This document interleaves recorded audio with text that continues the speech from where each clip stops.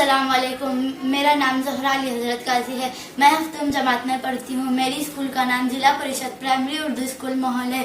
मुअज़्ज़िज़ सामाईन, आज मैं उस्ताद की अहमियत के बारे में चंद अल्फाज बयान करना चाह रही हूँ।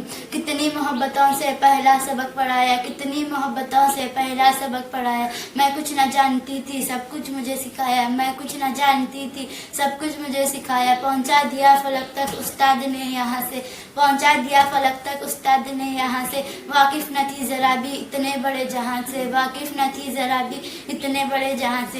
दुनिया में कुछ रिश्ते खूनी होते हैं, जबकि कुछ रिश्ते और ताल्लुकात रूहानी, इखलाकी और मुआशरती तौर पर होते हैं। इनमें एक रिश्ता उस्ताद का भी है। उस्ताद को मुआशरे में रूहानी वालिदैन का दर्जा हासिल है। इस्लाम में उस्ताद का रुतबा वालिदैन के रुतबे के बराबर करार किया गया है, क्योंकि अगर वालिदैन के बाद बच्चे की तरबियत की जिम्मेदारी आयद होती है तो वो मौलवी यानी उस्ताद है।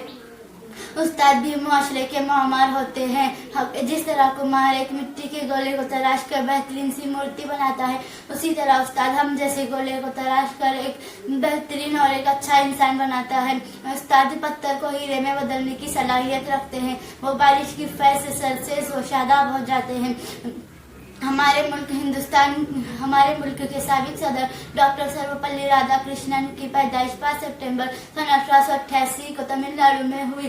वो एक अजीम फलसफी आला तालीम के तौर पर मशहूर हुए। डॉक्टर राधाकृष्णन एक मशहूर मुदर्रिस और मुसन्निफ थे, इसलिए हर साल उनकी यौम पैदाइश पर उस्ताद की अहमियत बताने के लिए टीचर डे मनाया जाता है। औसत दर्जे का उस्ताद पढ़ाता है, अच्छा उस्ताद सिखाता है, बेहतरीन उस्ताद समझाता, मुजाहिरा करता है और एक बुलंद दर्जे का उस्ताद उकसाता है।